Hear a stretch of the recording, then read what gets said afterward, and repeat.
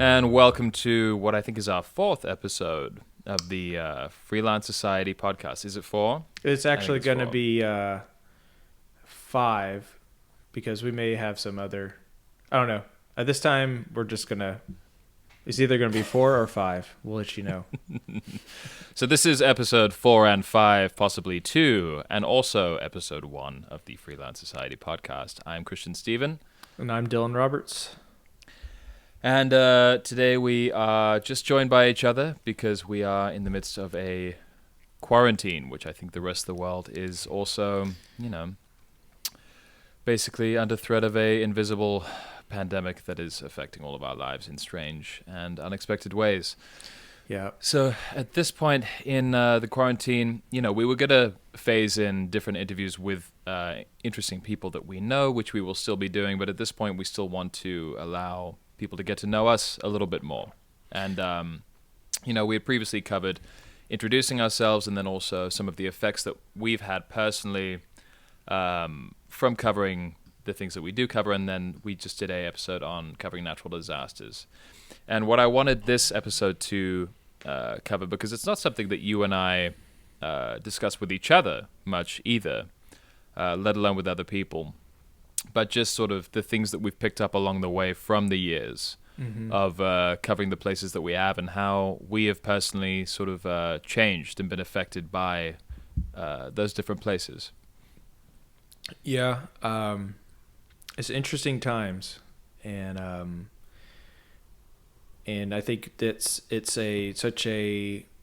I think just how what we do and what we cover and thinking about past projects that we've done. Yeah, I think this is, at least for me, is one of the first times to actually process it and actually talk about it. Even though it's weird because we're somewhat releasing it to the public for all the 50 people listening. It's less. It's got to be. Well, that's part of what I like about it, because basically the only way that you and I would talk about our deep feelings on a subject is if we were forced to do it at gunpoint for an interview format. And so, Sure. it's almost better that no one is listening to this, which means that we're able to speak honestly about it. Exactly. I found it actually a lot easier to talk about it when you do have recordings, you're being interviewed. And so, I don't know, find it easier than just talking about it randomly with people. Because I think you get prepped for it. You just kind of get in the mindset and you're going to ready to do this. I think it's when you, off the cusp, sitting at a bar or at a coffee shop, and then they just ask you, like, so what's war reporting like? Or what's, covering war, natural disasters like? I think that's where you kind of just, that's not the right setting for me, at least. I know. I mean, I find that I tend to shut down because there's no way that I can sort of fit the width and depth of what, we have seen and gone through and covered into sort of a prepackaged, nice little, elevator pitch of, well, I do this, this, and this, and these are all the things you need to know about it, which is also interesting in the way of, I think, the relationship that you and I have with each other, which is no one can know the intricacies and the complexities of it, of what we've each separately and together gone through, except each other. And that's sort of a really strange thing for, wives and other friends and family and all of that. It's really sort of only you and I know those things about you and I. Yeah, because even like with other war journalists that we know and other veterans, like, I don't really talk about that kind of stuff unless we've been drinking, and then it's all goes downhill. Yeah, I think there's a select few people, like we have our close friends, we have our group, and when the time's right, they kind of know already. The people that knows us best knows when we pick and choose, and I think the people, at least that know me best, they'll know that I do better if I just bring it up myself or if I want to talk about it. Generally, I don't respond as well if I'm just blatantly asked certain questions, I find. But I also want to say, like, not just, covering war and everything, that's really stressful, but also just the whole business side of things and running your own business, I found that very stressful. Yeah. On top of everything else.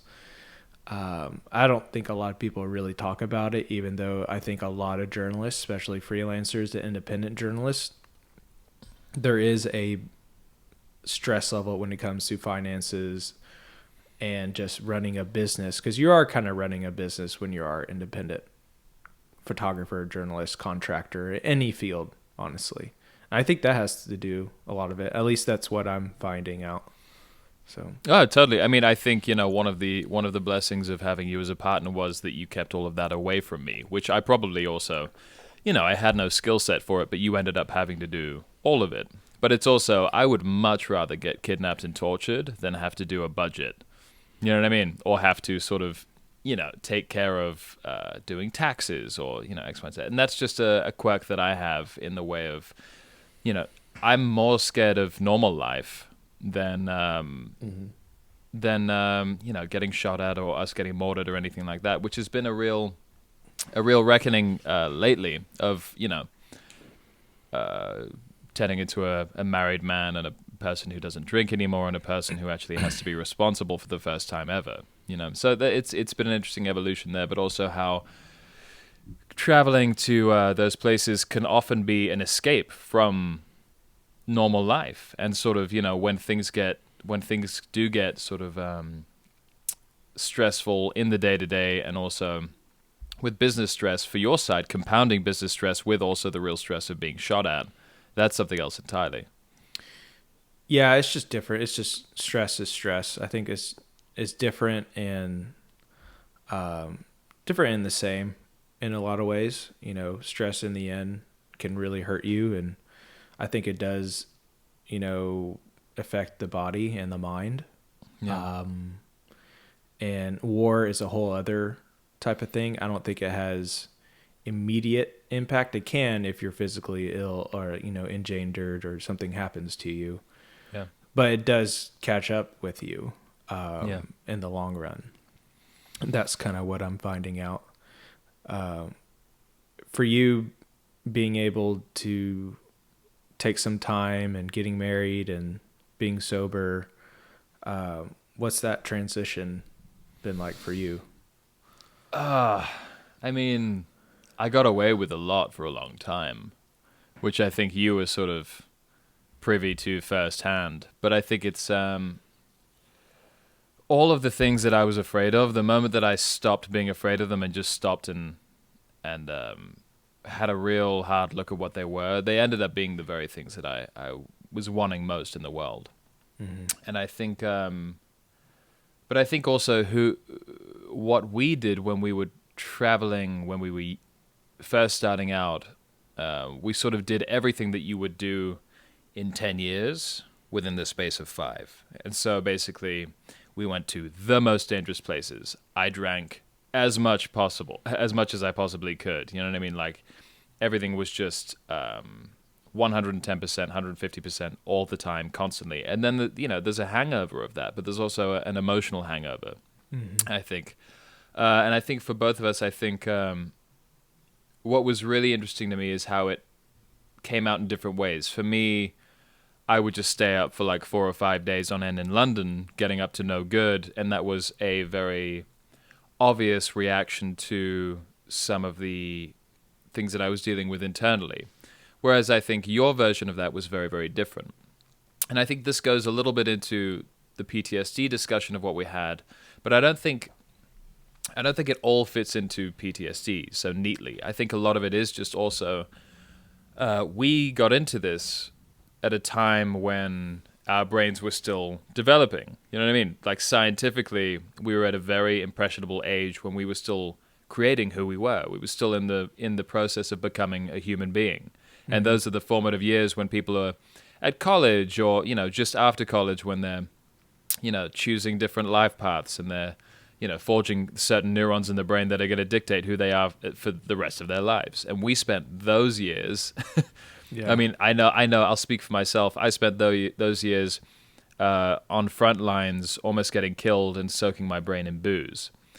And so I think to finish the thought there, I think having gotten married, having gotten sober, and having been out of the field for a little while we've been sort of recalibrating and seeing what we want to do next, I've been able to take some of the lessons that we learned while traveling and leave a lot of it behind, which has been really important. Yeah, I guess for me, I still really miss it. I think one of my good friends. Me too. Yeah. One of my good friends, another Christian, Christian Parkinson, who works for the BBC. I remember early on, told me that whatever your portfolio is in the beginning, what do you end up doing, kind of ultimately defines you, at least in the entertainment news world. And that's so true in journalism. I mean, really, as apples to oranges, we have covered different things. In the end, it's telling a story and a camera. But once you get to do with war stuff, it's so branded to you. It's really hard to leave that. And at least in my experience, it's hard to either find other work, or you mentally just have to keep going with that kind of line of work. And I till today, I am fascinated about that kind of stuff. I love it, and I would love to keep doing it, but I know there's a limit to it. So I don't know. That's something I always think about. It's what you do early on can really affect who you are in the end. I think that's interesting. I wonder if you could sit down with the Dylan that I first met because the first time that for the listener, the first time Dylan and I met, the very first day that we met, we slept in the same bed at a hotel because we didn't have any money. Yeah, for sure. And so basically, we've been basically that close ever since. But I think if you could take that Dylan at that age and sit him down, what would you tell him?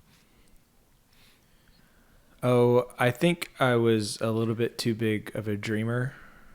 I kind of, at that point, was just, hey, we're going to start a news company. We're going to do this. I just thought that I was invincible. Things are going to happen the right way. I knew there was going to be hard times. But I just thought, eventually things will work out, like what I'm looking for. And I guess kind of what I look at that now is I wouldn't change anything about it, but I guess I kind of going into it, I was treating, I guess, war conflict or just war filmmaking. I kept seeing it as being kind of like a hero syndrome, maybe, like always thinking that this has meaning behind it, so important. And then now I'm like, do people really give a shit?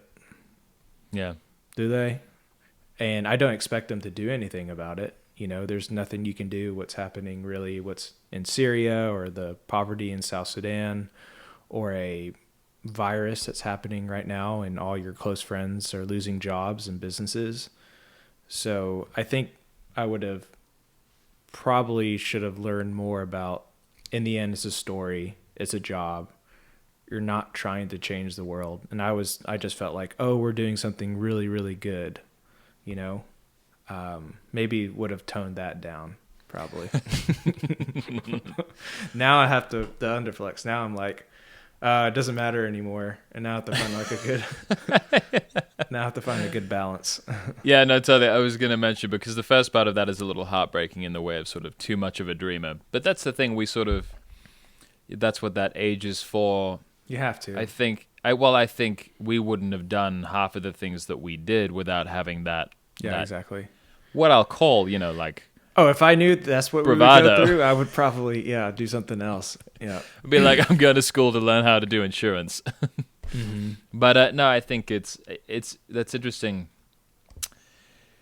In the way, I'm not stuck. I'm just chasing a thought. Hold on.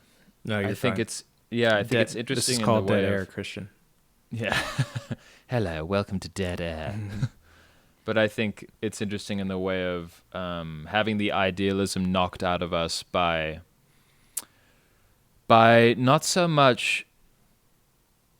Well, I mean, some of it would be the war and the wars, plural, and sort of the things that we saw, but a lot of it also being just the daily ins and outs of being human. Yeah. And I think everyone has their own version of those 5 years where you basically go from everything is possible to this is how the world works now. Mm-hmm. And trying to find that happy medium of having enough dreaming within you to keep you propelled forward, but also enough practicality to not get lost out at sea. And also to not lose hope, because I know there's a few moments along the way where you and I have both at different times basically just either called each other up and gone like, I don't know, what the fuck are we doing? Like, what are we doing? Yeah. Like what? Why bother? You know what I mean? And then it's good at those points to sort of ask yourself, well, would I want to be doing anything else? And sure, if it paid better, there's always the temptation of that, but also what we have done is, if you look at it in the right way, in the right light, what we set out to do. It just didn't happen the way that we envisioned it would, because if it had happened that way, it would have been the greatest story ever told. Yeah, you know what I mean? Absolutely. Yeah. What about you? You're not 30 yet, but you were really young when you started. So what would you tell your 16 yourself? Ideally, you should be in prison for like grooming me. Yeah, pretty much. No, I think I had an image in my mind of what a man was and what a brave man was, and sort of it was very tied to a hypermasculine sort of like, men aren't afraid of going into war zones, and look at those guys, they're so cool. And I also had a large element of being extremely interested in those stories that I saw those guys covering. Mm-hmm. And so it goes to show that if you envision yourself as something and put things in motion, you end up becoming a version of that. But also, you conveniently ignore all the stories about war photographers who drink themselves to death or end up shooting themselves in a dark room, or, basically pushing the limits too far. Pushing the limits too far, and also, you see what you want to see. And so I was seeing this hypermasculine, very, very cool caricature of what war photographers were. And I think getting into it as well was a lot of piss and vinegar, and a lot of sort of like, I can do anything, I'm indestructible, I want to go see the world. And again, this is something I've said often, but it's, if you go looking for something, generally you find it. But it's not always the thing that you imagined it would be. And a lot of the time it'll break your heart. And I think one of the things that I had to come to grips with was that neither you or I were ready to have our hearts broken by the work, I think. Yeah. People are going to be like, these guys are we're going to feel sorry for them. They're going to give us a hug every time. All the 50 listeners will give us a hug. Or not, or they'll be like, look at these assholes feeling sorry for themselves. That too. But I would say we've also had like amazing times. Some of the best times in my life has just been traveling in, countries like Iraq and Nepal, and some of the best times I've ever had with meeting the most amazing people. I would never trade those out for it. No, I mean, we were able to witness history. Exactly. And yeah. No, like little small things like driving to the front line and blasting Mumford & Sons, Right. Like those little things, those car rides, those which is still such an absurd choice for music to get yourself amped up. Sense. Yeah. But it's those little things, those car rides, you think a lot, and those, you don't really generally think about just car rides, Right. But I can remember most car rides to different trips that were when we're actually going to go do a story, or you're actually in a situation where this could be history. Mm-hmm. Or conversely, like, this could be the last time I'm ever sitting in a car. Mm-hmm. You remember them. Yeah. I miss car rides all the time. It's interesting you mentioned that. I didn't know you felt the same way, but I think about that all the time, because I would have it would be a 3-hour drive, And literally, I had no other job except to sit and mentally prepare. Yeah, exactly. I mean, I love those times. Listening to music, just prepping, there's high intensity in the air and little things. And then obviously, making new friends, going to, different bars. I mean, I have a lot of friends in Iraq, a lot of locals. And I mean, just learning about countries, not from a book, learning about countries by literally absorbing it day by day. correct. So some of my favorite times has been traveling over there. Or sitting in a hotel room watching Will Ferrell movies that are dubbed in the wrong language, Absolutely. Or watching, we watched Step Brothers every single night in Baghdad. Every single night in Baghdad. Yeah, it was the only movie that I had on my laptop. That's right. It was on your laptop. I was going to say DVD, but I was like, no way. It had to been on a laptop. No, it was on a laptop. Yeah. Oh, man. Yeah. But yeah, so for you, just kind of, if you were to tell someone who wants to get into this kind of work, how would you go about it now? Because the industry has changed. Before, I would tell them just buy a plane ticket and go get a story, And I still think that is the way. If you really want to do it, you're not going to make any money. Or if you do, you're pretty rare. Yeah. You're doing it for a portfolio piece, which now I don't know, like, if that means something anymore. You know what I mean? That's the thing. It's really a case of. And I'm speaking generally to war stuff. Yes, if you can. I'm talking about generally for war. If there's anything other than that, go do it. Honestly, I think the days of conflict journalism are coming to an end as it was. I think in the way that wars are now. I think wars are fought online. I think wars are fought in 140 characters. I think it's less so. Like, imagery has never been so distrusted. There's never been a time where basically the press is in question. And so basically, if you take a video of something, you take a picture of something, combine that with the technological advancement of everyone has a phone. Every single soldier who's on a front line, every single soldier who's on a front line is recording, the battle on TikTok, or whatever it may be.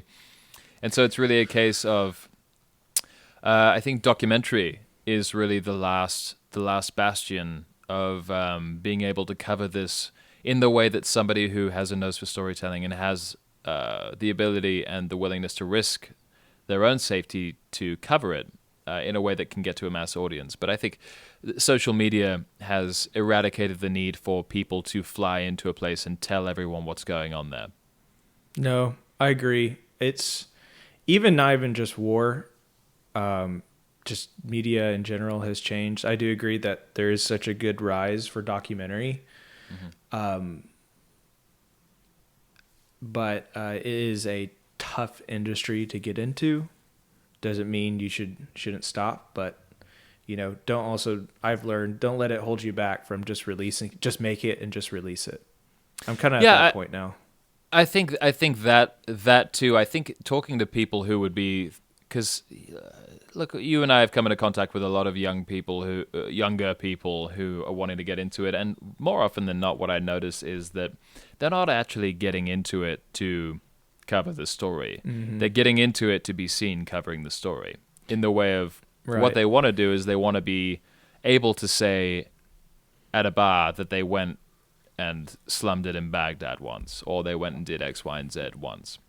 And so what I would say is, if you don't have the actual desire to cover the story, which we came into, and we were able to really start obsessing over the people that we covered and the places that we covered. If you don't have the desire to be in a place when the spotlight's not on it, then you shouldn't be going at all. Like, go report on Capitol Hill. Go, report on the political side of things, because nothing is going to get more clicks than a political story at this point. Covering stories in far-flung reaches of the world is for people who have a weird obsession with how the world works, and a complete allergy to making money. Yeah, you're doing it for. I always tell people that it's not something I want to do; it's something I have to do. Right. Because it's not something you really want to do. Yeah.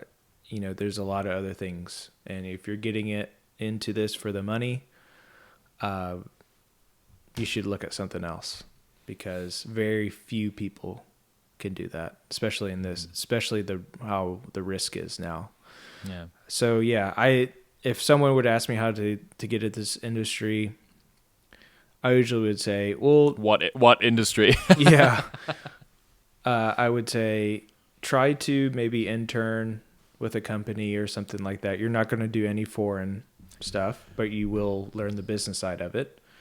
And if you really want to go do it, buy a plane ticket and go, because if you were to ask someone to take you along, you're not serious about it, because we're not taking responsibility for you. That's too much responsibility.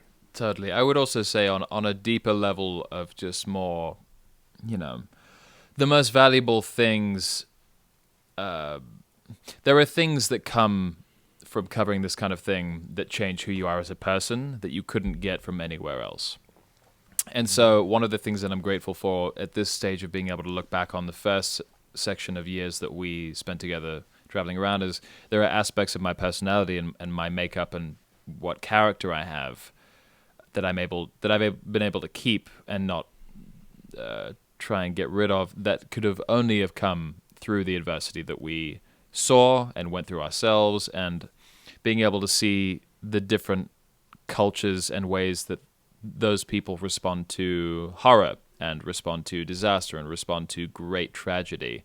And those things changed something in me that you couldn't read a book and be able to take that experience onto yourself. So there are richer layers of humanity that come with observing how humanity responds to those kind of crises. And I think that's something that is irreplaceable. No, that's good. What about for you now? What do you enjoy? Because you can get so 100% into this. And what I'm finding is you have to force yourself to break that. And that's just with work in general, I think, but especially with this, because war journalism is something you have to go full throttle to really try to make it something. Mm-hmm. Otherwise, you're just going, like you said before, people just going for a quick trip for some photos and come back. That is a real thing. Mm-hmm. So what about for you? Where are some of the things that you try to, pass the time with, or, keep your mind busy?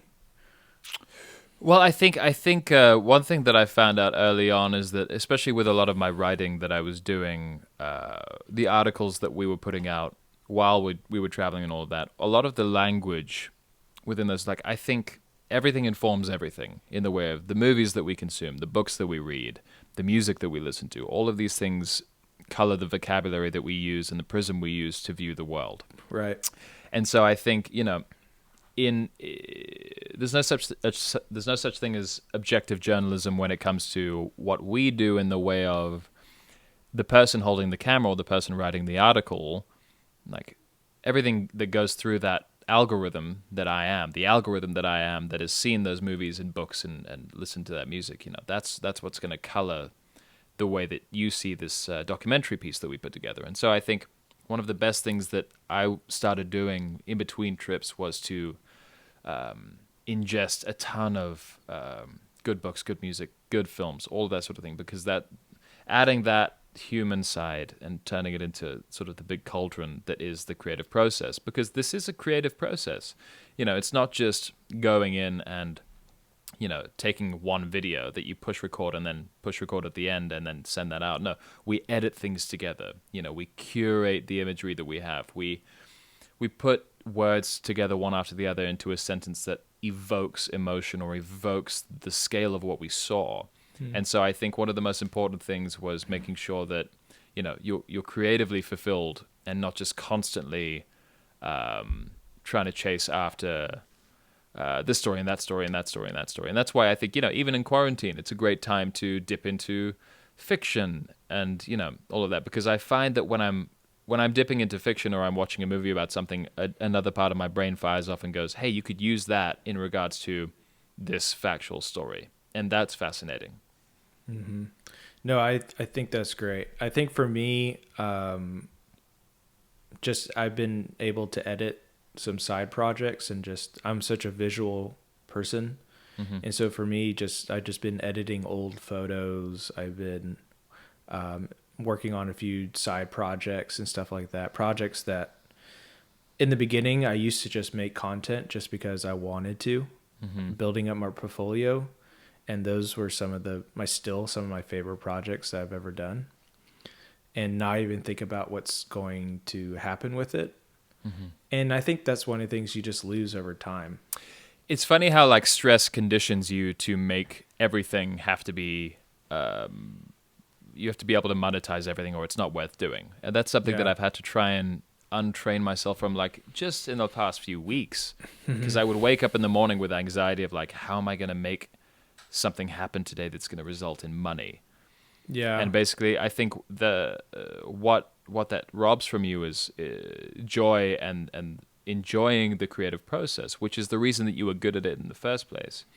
And so I think, one thing, again, if quarantines are good for anything, even though it's decimated, any chance of getting jobs, X, Y, and Z, or contracts or gigs or anything, one thing that it is good is that everybody's going through it at the same time, and you're forced to stop and reassess where we all are. And I think that's such a good pivot point for deciding what the next stage of what we all do will be. Yeah, it's something like we've worked from our homes or offices or coffee shops our whole entire career.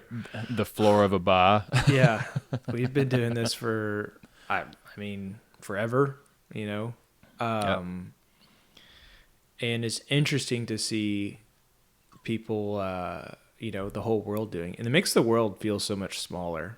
That's what it feels like. And so it forces you to be creative. I think you're going to see, even though it's really bad timing, but I think you're going to see better things. Like people are going to start writing more. Comics are going to start writing better jokes and their sketches. Directors who now have time off are going to write better movies. Authors are going to write better ideas. And then creative and journalists like us, we're going to gives us time to think of what stories we want to do, gives us time to research and do our own, projects. And like this kind of stuff too, where, it's awful what's going on right now. There's no way if I lost everything, it would be really hard for me to be creative and look on the other side of things. Mm-hmm.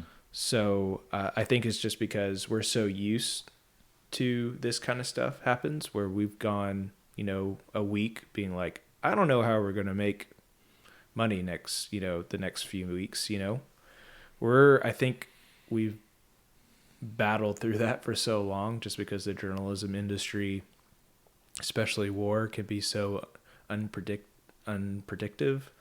Is that a word? I don't even know. Unpredictable. That's what I meant to say. Guys, eventually you're going to learn that I have my own language.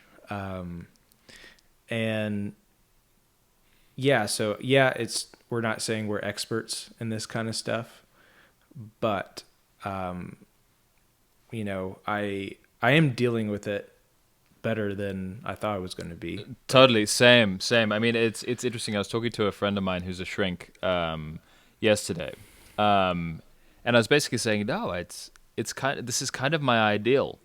This is my ideal sort of, pace of life, that it's, everything's just slowed down for a second so we can all get our bearings. But it's also, yeah.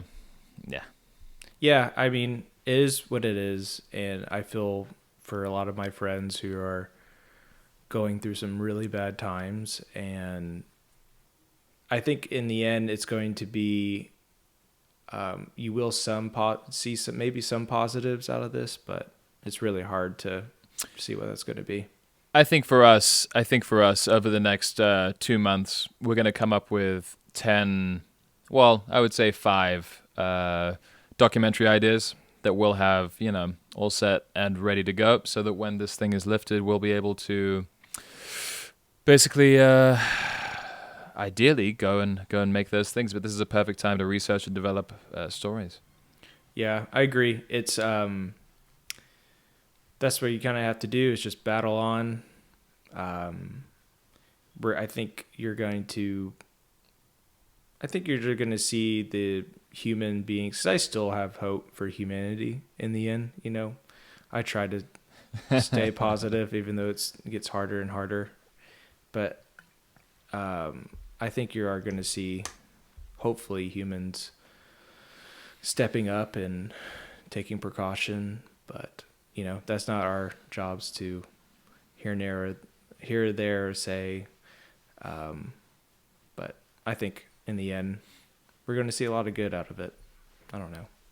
I don't know. I'm going to take your optimism and because in the end, you can't do anything about it.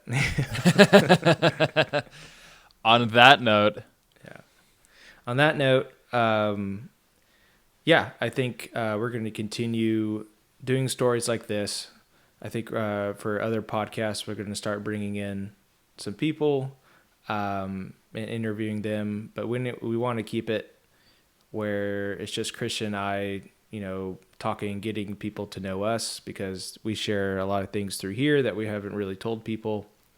And it might be of value to you guys. Listen to our past stories. Maybe that will help. Maybe it's just entertaining. But we love doing this, and we're going to continue. So thank you, everyone. We'll see you on the next one.